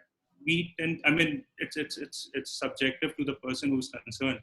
And depending upon if you are able to understand the problem of the patient, you can give your medications, or maybe you can follow the patient up. And as far as what we also follow, there's something called as, I'll just tell you something called as, how do you ask the patient to actually link the amount of vision which the patient may have. There is a website called as onlink.to, where they have an eye handbook sort of a software where the patient can actually read the amount of vision. So you can have a basic idea as to what the vision of the patient is and what the problems are. And we actually tend to send, even along with the mail, we have a Excel sheet sort of where we can actually feed in our details of what sort of medications we can give it to the patient. And that can be actually mailed back to the person who's sitting in the call center. And I've had conditions like when we started, actually initially there were problems where we were not able to do it, but so that in that sense, the call center people actually tend to help us a lot, where we can actually do a Zoom discussion with the call center person, and you can fill in your details on the Excel sheet, and that can be actually forwarded to the patient on his WhatsApp, or you can mail it to them. Right. So this is how you can actually go about with doing with the patient. Thank you so much. So next, we have another question for Dr. Akshay from Kshitij Aditya from New Delhi. He asked, does print media still play a role, especially in tier 3 cities, for promotion? many people do promoted stories and many put up straight up ads. So how to go about it? So basically print media in a tier 3 city. So while in a tier 1 city or a large metro city, we can focus on online presence. In a tier 3 city, print media is very important, and not just English language, but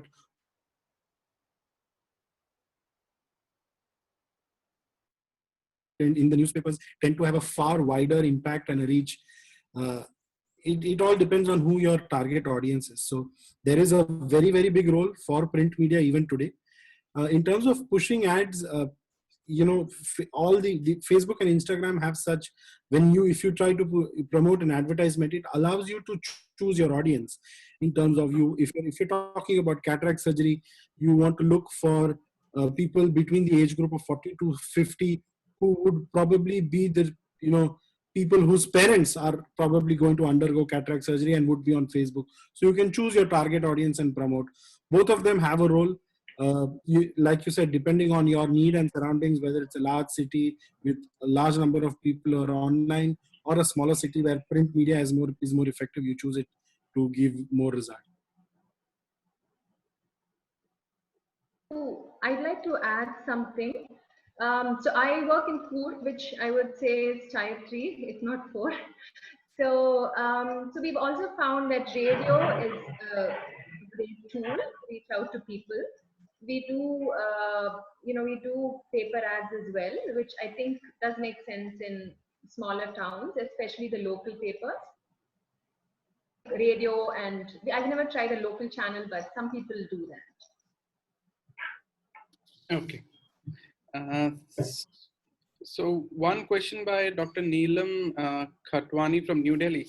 So I'll ask Dr. Neha to please take that question. How will our surgical training and residency be affected?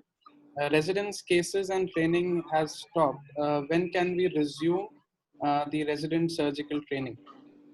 Yes, that's a very good question and very relevant. And had I been a resident in this time, I would definitely have been, very worried about this. So the only thing, like we've been talking, is, try to look at the upside and not the downside. Yes, of course, you are not having patient interaction.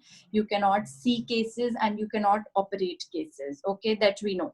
But what can you do in this time? So you can catch up on a lot of theory, as we've talked about the online resources, etc. Depending on whether you're first year, second year, third year.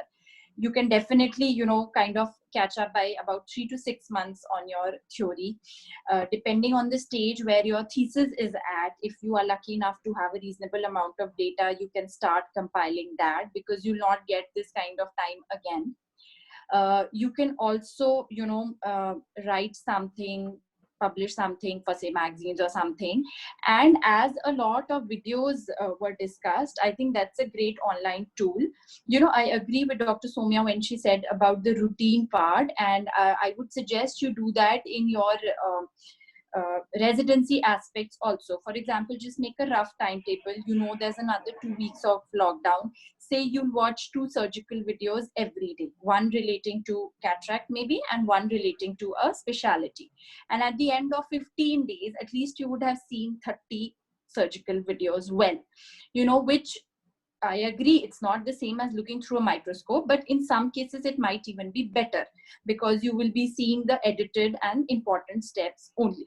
So make the most of it. Surgical videos you can see. Yes, hands-on will get affected for some time, but then that is, I think, something not to worry about. You will definitely catch up once, the lockdown eases and once patients come up. So don't focus on the negative. All the online resources, then all the virtual webinars, etc., which are going on, they definitely greatly add on to your knowledge. And once you are exposed to patients again, you'll be able to catch up, and you'll have much more, armamentarium and confidence from all that you've read up and all the new things that you've learned in this time. So don't just worry about the cases that you weren't able to do. Use this time to see surgical videos of different surgeons from different countries, which in your OT maybe you'll be able to see just one or two, and then you can pick up skills and you won't even realize it. Subconsciously, when you're doing the next surgery, you will be a pro. Don't worry. Thank you, Dr. Nair. A similar question was by Dr. Rajshri from Kalburgi, whether this corona affects our training. So that has been well answered. Dr. Samath from Lucknow is asking Dr. Karan, which according to you is the best video format conversion tool for Mac? You need to unmute. So, yeah, so I use this software right now called Handbrake, which is pretty easy to use, and it's freely available online. So you can look, it looks like a pineapple. So just search on it on, basically you're looking for a free software, I think. So Handbrake is a good option. It looks like a pineapple. Okay, thank you so much. Then Dr. Prajakta from Gwalior, can you talk about how to manage our own statistics in the studies? Probably that's not too relevant. We'll take it up in another webinar. And Dr. Chandresh has asked us to put this on YouTube.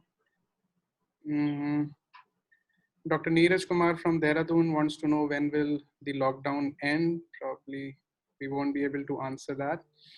Dr. Jeena, how can one examine patients on the slit lamp in this pandemic? So Dr. Annu and then Dr. Sonal can also give a few words on that. Seeing a case of influx of cases since the last 1 week or 10 days since the lockdown slightly became less, critical and not critical, but restrictions were slightly pulled off in a few areas.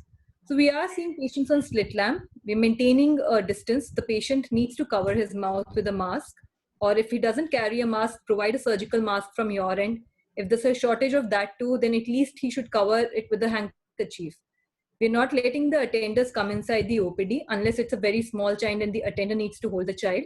We have a slit lamp shield on the slit lamp, which is changed every 5 days, made up of a X-ray. You can also use plastic shields, and we are cleaning them every 2 to 3 hours with a sanitizer.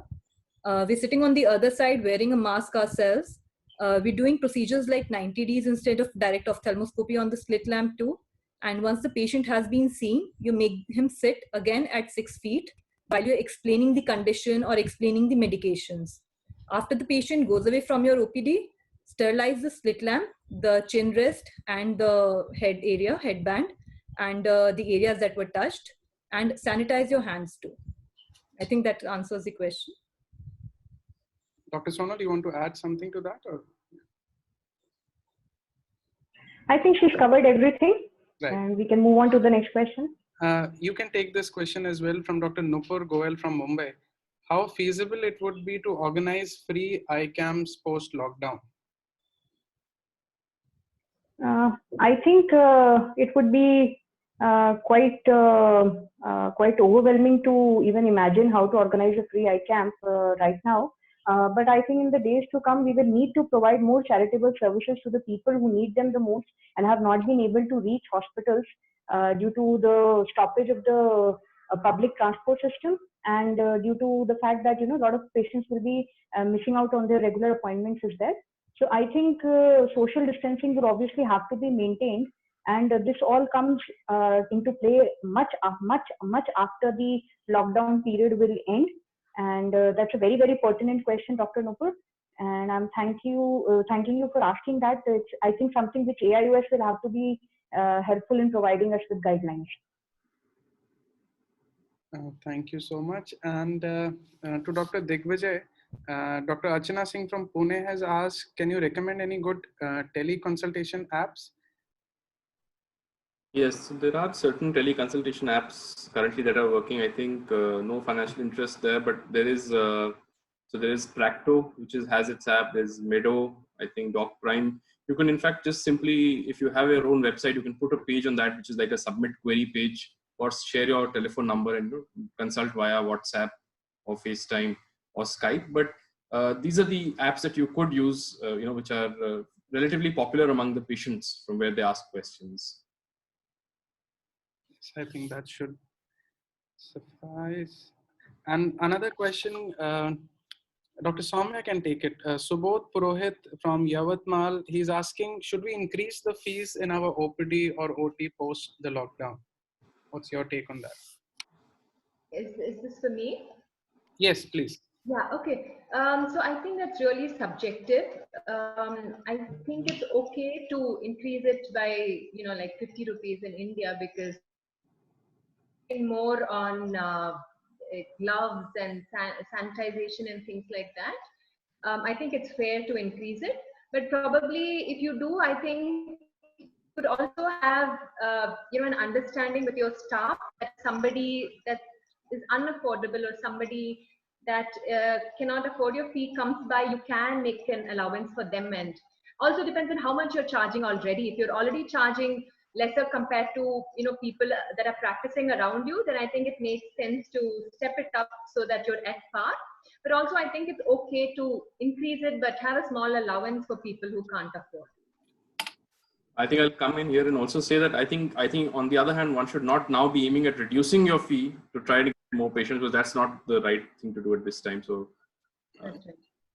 either keep it the same, or you could increase it slightly because your expenses are going up.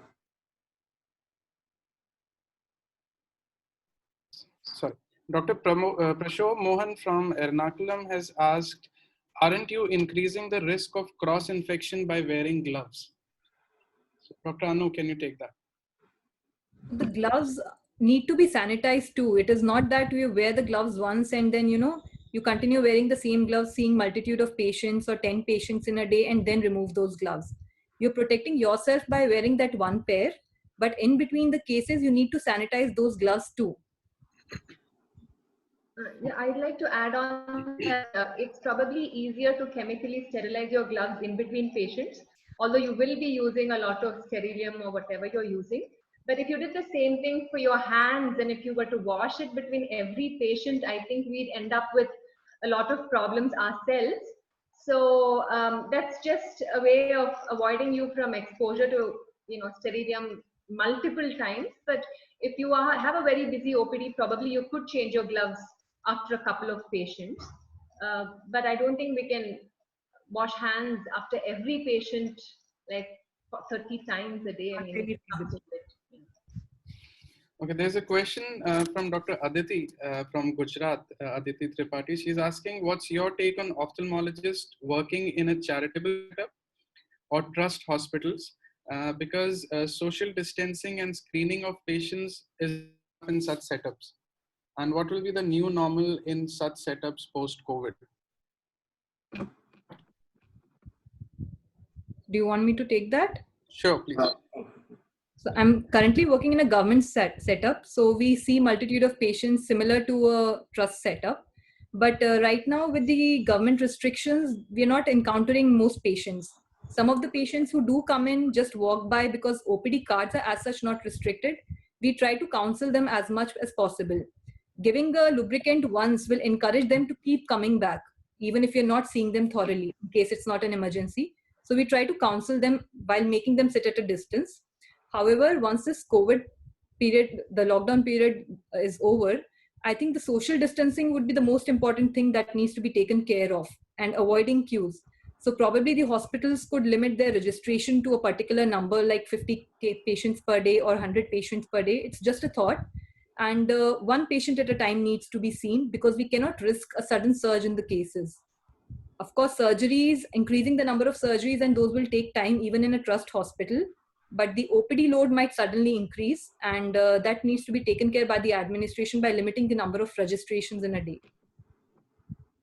I wanted to ask Dr. Annu, are you using HCQ as a prophylaxis, or any of the panelists and the speakers, are they doing that? Because though there's a lockdown and we actually tend to see, we are not doing elective surgeries, but still we are going out, we are seeing ROPs to seeing traumas and all. So somewhere we may not be exposed. So what are the general prophylaxis sort of a thing? Are you going to follow it up, or are you going to take it, or what are the recommendations you would actually going to give to the young people around? So government has different guidelines and ICMR is issuing separate guidelines. There's an overlap most of the times, but in some areas there's a slight mismatch. So government has said the all health workers to be given HCQ prophylaxis, and it has been distributed to us through our head of departments. Doctors, nursing, paramedical, the nursing orderlies, all the healthcare staff in the department have been given these tablets by the head of the department. However, ICMR says that only those who are coming in direct contact need to take it. So keeping in view the side effects, and I think doctors are the worst patients. So personally, I'll tell you, I haven't taken the prophylaxis yet. We might be posted in the isolation ward or COVID ward anytime. So I think I'll start it that time in case I'm posted. So I have a reserve of it. The next question is from Nonhala Majola from Durban, South Africa. She's asking that for those who are currently operational in their practices, especially for emergencies, is it ethical or fair to charge the patients for PP used to help keep operational costs down, that is gloves, masks, etc.? In South Africa, I have noticed a big jump, that is 3 to 4 folds in prices of these items. And then it is soon going to become too expensive to afford for those of us who have just started out. So I think, like I was mentioning, that you could slightly increase your fee during this period, and it is only fair because there is an increased amount of expenses that you're undertaking. But at the same time, you can't increase it so high that it becomes difficult for the patient to afford. So it's probably going to be a balance between the two. And unfortunately, that's how we have to do about it. I'd like to add on to it. Government is providing kits, at least the circulars that say so, that it is providing kits and other requirements to the doctors who are functional, all the healthcare professionals. So as a government setup, we are getting it from the hospital. But if somebody is functional on their own, can probably write to the authorities that they're seeing so many patients, they're on the front line, and can request for a subsidy at least and help in procurement of these devices, at least in our country. Maybe in South Africa as well, you may have that option. You could look at that. Yeah. So Dr. Irma from Indonesia. I'd like to add that. Yes, please. I'd like to add that I've been functional for emergencies throughout. And through the IMA, we have written multiple times, asked for PPE, but we haven't received any response. And I don't expect they will be responding and supplying us with PPE because I think then their numbers would be very high. They'd have to supply to everybody. So I personally have asked for it, and we haven't received any official, even a reply to it. I don't know if we can count on being supplied PP from the government. I don't know if things are going to change over time, but right now we are not receiving anything. So right now we've made whatever arrangements we could have. But yes, that is definitely a very pertinent issue, how we are going to manage expenses along with what we are charging the patient. I have also started seeing patients on alternate days, so which means I can cut down on the gloves and things like that on alternate days and maybe see a few patients together. Okay, so we have just time for a couple of more questions. So there's another one from Dr. Irma from Indonesia. I would like to share my experience in editing movies in Windows using Adobe. The tool is similar to iMovie and is quite useful. That was a comment from her. And then Dr. Andreas from Indonesia. What protective equipments you can use in outpatient department practice setting? I think that's we have already discussed this. And is Zoom meeting app safe or secure for our online practice? Digvijay sir, can you take that? The Zoom app being safe for online practice. Yeah, so the Zoom app on its own is not an end-to-end encrypted app. However, I think if both you and the patient are on Zoom and you want to do a teleconsult, you could do that for lack of other more secure apps. Probably if you use WhatsApp in that area, that's supposed to be more encrypted as compared to Zoom overall. Just to add to that is one of the things that with Zoom is that the patient data, I mean, what they've mentioned in the news reports is that subscriber information is being leaked. So if you have a Zoom basic account where your credit card details are not shared, then excuse me, I think it's reasonably safe. If you have a Zoom profile where the app itself has your credit card details, that may be an issue. Yeah, that's an important point.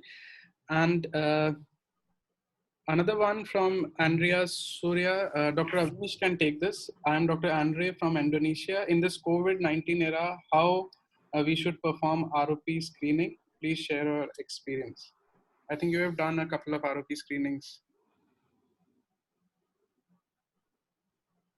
And normally we like for the ROP kit, we if it's an ROP patient where the patient is actually coming to our center, then we try to just get the patient and one of the bystanders who can bring it in. Once the child is inside the OPD room, now the latest what norms we follow is first the consent, which we actually try to get it from the relatives of the child, whether they are not actually having an infection. And then secondly, also getting a consent sign, whether post treatment or anything like that, later on, if the patient develops any sort of an COVID positive, it's not because of the hospital.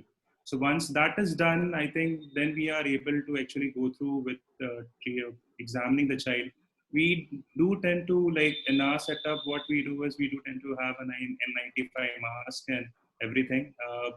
It's a normal precautions what we normally follow when we are actually seeing patients. That is what I would say. And post after seeing the child, I think we send I usually change my dress code to wearing or the OT gown and all on top of it, so that if you're coming so close to the child or whatever it is.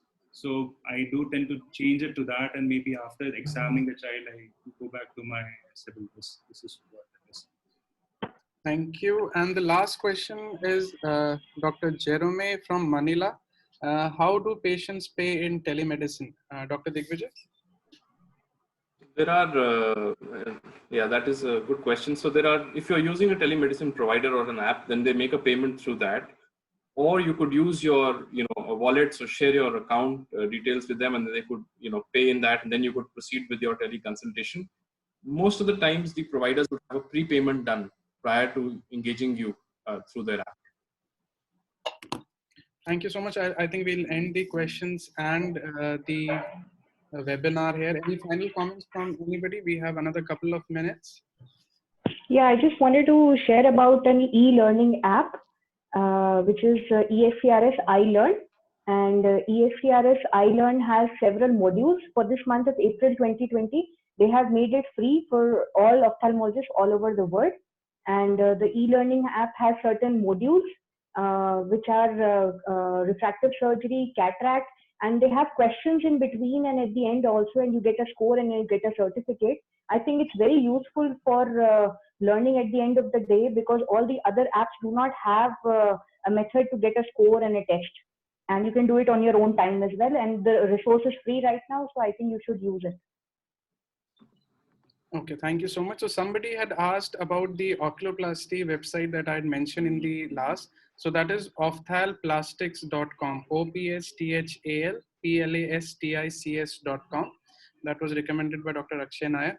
So I would like to thank all the panelists and all the speakers for the wonderful talks and the discussion. And thank you, ENTOD, for giving us this opportunity to conduct this webinar. So we have had a very good response. I think over 2,000 viewers have been there so far. So hope to conduct a similar one soon. And thank you so much, everybody. Thank you. Thank you.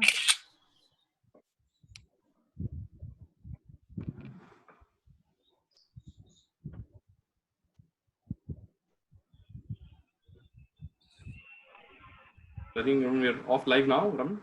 Puneet?